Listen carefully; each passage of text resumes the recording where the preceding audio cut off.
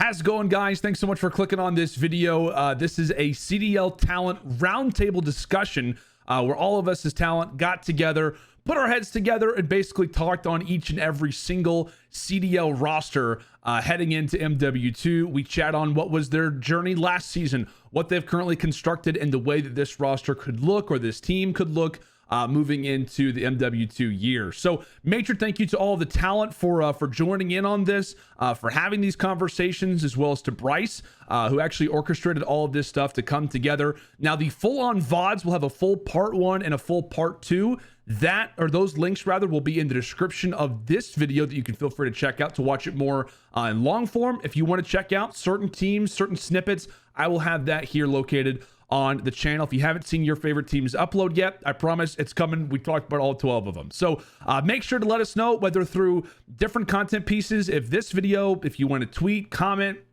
like, subscribe, any way that you guys can show us some support to let us know that you guys like content like this. We would love to hear it. We'd love to hear your guys' feedback, output on ways that we could even make it better. So without further ado, I'll leave you to it. Enjoy the video, and I'll see you back here on the channel really soon. All right, let's move on then to last year's World Championships. Let's talk about the LA Thieves. Let's talk about this roster. Obviously sticking this year, but it started badly for the LA Thieves last year. It was not fun, where there was basically, even I memed it at one point. JCat the year before was just changing players for fun. This year, people were begging him to make a roster change. They got a role change at one point. That still wasn't working. And then eventually, I think the biggest thing for me was they always looked a little bit better at events than they did online. I think online gave us a really negative perception of them a lot of the time. When it came to events, they were some of the most fun games to cast because they would turn it around, they would put in the work, and then it clicked. And then they got the new coach Shane come in, and it clicked. This roster went from 0 to hero, and they looked next level. Lando, how did you feel? I'll be honest, dude. It's kind of crazy to think about it, because I almost in some ways forget like the amount of struggle that LA Thieves had a little bit last year, like just because of the recency, like kind of coming into this season, talking about how they are, one of the, at least from coaching polls and different things like that, even from scrimmages that I've watched, without question, one of the best looking teams. It is kind of crazy to like look back and be like, yeah, there was a time where we were talking about the LA Thieves, and it was a matter of, okay, it's not a matter of, is there going to be a roster change? It's just a matter of who's it going to be for. Like, everybody was being called upon to be dropped from this team. Octane, Kenny, Draza, Envoy, they all had their moments where it was a matter of, when is it going to be time? Is it going to be after this event? And then it felt like you said, LAN events were the things that they were holding on to most. And I think there was one qualifier where they either won 3-0 or lost 0-3 in every single series. Like, it was just a very weird mixed bag. And I will say that the biggest thing that I was excited about for the LA Thieves was that they held on. Like, they were willing to hold on to this group of 4 players who I think at times were probably, just trying to hold on, trying to keep themselves in the league. Everybody was being called upon to drop. I think that Kenny especially, the fact that Kenny was just literally berated by majority of the CDL, and then at the very end of the year, which I think is a little odd that we had him in this position, but listed as an MVP candidate, is wild to think about. But I think that we look back at the LA Thieves and commend them, not just for how they ended the season, the fact that I honestly think that they actually figured out how Vanguard should be played, but most importantly, because they were all willing to stick together. This is the only team that I don't think actually had a substitute ever step in. Like, they had perfect attendance, if you want to call it that. This team was ready to grind. They were ready to be there, and the results eventually came. And I'm actually curious if teams looking at LA Thieves from this prior season will try to replicate the same thing. Like, you know what? Maybe if things are going rough, we know we have a good roster. Maybe we just ride through the wave, hope that results change instead of just willy-nilly making roster changes. Yeah, I think consistency worked out. I still can't get over LA Thieves' story. It's probably one of the best ones I've seen in Call of Duty in quite some time. Like, the pressure they was under, it didn't break them. They didn't change. They didn't fall apart. Like, I'll give credit to Octane. If you remember the Seattle years, like, that entire team was like accused of giving up. If you remember, they could have given up. Thieves could have given up. Yeah. Right? Could have done. They didn't look like they were in danger of doing anything this year. turn it around. Kenny back-to-back MVPs. That was up for some debate whether or not he should have won both of them, but he did. Incredible. Yeah, I think as far as the consistency towards the end is something to be appreciated because of the year that was Vanguard and how random it was, and for them to win the last two events was massive. Again, I'll kind of continue on the coach theme for me. Shane coming in there, we already spoke about it. It is a huge change in the mentality. We had a little chat with him. We may well have been inebriated after champs and having a chat with him at the bar and stuff. But he said, we kind of just changed the attitude of how we look at each and every game, and it was just different mindsets across the board. And whatever he did, it bloody well worked, because these boys, and I just want to touch on what you said. Every time we were I feel like we were casting over them, Brycey. Crazy games all the time, and it was just so entertaining to watch. They become one of the fan favorites just because of the games that were going on. Draza in there just talking mad shit all the time. They've just got a nice little rounded out roster now, and the problem is now do you continue off where you left it? Or do you go back to what you were like at the beginning of the season? I think maybe the former is what we're going to get to see there.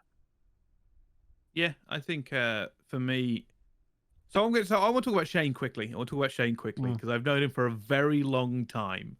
I thought at one point he was a terrible coach. Genuinely thought he was an awful coach, and it was based on a couple of things, stuff I had heard from his previous teams. Stuff I had heard come out of it, and it's kind of there's no real way to judge coaches, right? I love Shane to bits. There's no real way to judge coaches, so you have to kind of judge it on results and what you hear come out of the camps. It didn't sound overly positive, right? It just didn't. A lot of that wasn't overly positive. So when he came back into the league, happy for him, but nervous about what was going to happen. Now, here's why I mentioned that bit about Shane not looking like a great coach in previous years. The turnaround that he must have made for himself, the work he must have done on himself to come back into this league and take it as seriously as I've been told, to do the work that I have been told that he was putting in, to give that perspective and to actually help Thieves. Now, this is the thing that's kind of crazy. Players from that organization came out publicly and have talked about that Shane was a factor, and he was a factor for the way he approached things and their new way of looking at game. I'm not going to say he's the reason for their success, but I think he is a factor in helping them become the team that they were towards the end of the season. Call it vibes, call it positive thinking. What he did and the small changes he made, whether it was like JCat was too in the weeds or that they'd kind of lost themselves, they couldn't see the wood for the trees. Something was wrong in Thieves, and just that fresh blood of Shane coming in, taking it seriously, and changing a few things helped them immeasurably. And I couldn't be happier to be proved wrong that this man has come in and done this amount of work where players are publicly praising him for what he did to help change their mindset. It is something that does not happen in this league very often. One of my questions is a matter of, like TUNN mentioned, kind of in combination with what you both said, is depending on what Thieves' mentality is coming into this season, it's the term of are they fat and happy, or are they coming into this season more motivated after winning a championship? Do they just taste success and are now really interested to try to make this title a continuation of Vanguard? Honestly, I think that Shane's role actually gets elevated coming into this season, depending on what that mentality is. If they do see, an early issue or whatever it may be, he could be somebody to help light the fire again. And that's something that we always constantly talk about. And I feel like the reason why we're so high on different teams like LAG, not specifically for the players that they've brought in, but because of the coaching staff. And I hope that's something that we honestly begin to highlight more as time goes on, not to get off on a tangent in terms of coaches, because I know we need to talk about this team more, but it really is the front office, the players that you do have behind you. The reason why LA Thieves, like we said, were able to win that championship or win those back-to-back titles after all of the things that they had gone through wasn't just because as a pack they decided to stay together, but it was also because of the people that surrounded the franchise. And I feel like so often it's very easy to just look at players and say oh yeah, well, this guy's vibe or this team's, mentality. A lot of it is what the franchise, what the organization surrounds them with can make or break in those moments. And again, just another great little chapter in the LA Thieves story that I think, again, will be another primary discussion point on what LA Thieves that we do have to start off this year. If it is a team that picks up right from where they left off, or if it's a team that, is, as we know in prior years, you've won the championship. You've done the one thing that you've wanted to do for your entire career. Mm-hmm. You've done it. Now what happens after that? Because a lot of players don't think about that. Like, I guarantee LA Thieves in the middle of the season were not expecting that they were going to be, a few months from now having rings going into MW2. Now with that new mentality, how do you play? Yeah, this is very true. And this kind of moves on to our last point. What do we think happens to Thieves this year?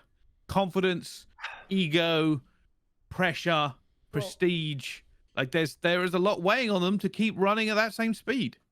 I think like the idea of what I was saying for Seattle of like, if I'm those players, I'm looking to be like the #1 best in the game. That's multiply that by 10 for LA Thieves. They have the opportunity of like, if any given team, like any dynasty has only been towards the top for 3 or maybe 4 years. If I'm LA Thieves, I'd look at the roster that I have and be like, we can flex. If it's a 3 AR meta, we're good. If it's a 3 SMG meta, we're good. Like we can do anything as a team. Every game mode, we can fight through it. So if I'm this team, I'm thinking long term of like, this is our opportunity to be that team for just years, to be the best players. And even for this game, I think it's kind of fun to think about like the engine and style that they're back on. Cause like MW 2019, that's when Octane was looking like just a god amongst, not even men, like a god amongst boys. He was the get these guys some help. Envoy was fantastic at game. That was the first time we got like a true look at Drazik. He was filthy on this engine. The style of like S&D that we're going to have where like you're waiting for those dead silence moments to make the plays. Like that's going to be Envoy's bread and butter. Like I just think all 4 players down the line, the skill ceiling that they have is to the max. Like the egos like maybe can be out of control, but as long as they're just having fun with it and are still like dialed in when it comes to practice, like I think that's incredibly useful to have. Like confidence is everything in Call of Duty, and now this team gets to come in with like true proven confidence about being the best in the world. Like Draza and Kenny are gonna be out of control. I mean, even the tweets that are having now of just cracking jokes about like, oh, Smoke's getting GA'd because of me, because I'm the scary one. Like you guys are shook, and they're talking smack to like some of the best players of all time and like backing it up. So I mean, the sky is the limit. Again, for this team, if I was on like in their squad, I would be thinking long term for like years to be the top dogs, and I would be fiending for the opportunity to be the team that like you are on a 2-year cycle for Call of Duty on an engine where you've had success on. I'd be like, yo, we're gonna come out and fry these people and just set the tone. And this is going to be our 2 years, and we go into a Treyarch game. Like we'll figure that out too, and just like ramp it up. So I just think truly the sky's the limit. Like this is the opportunity now that FaZe has been knocked down a peg from Vanguard to truly like take a firm grasp on that top spot. Yeah, I think I agree. I think that's an incredible way to put it.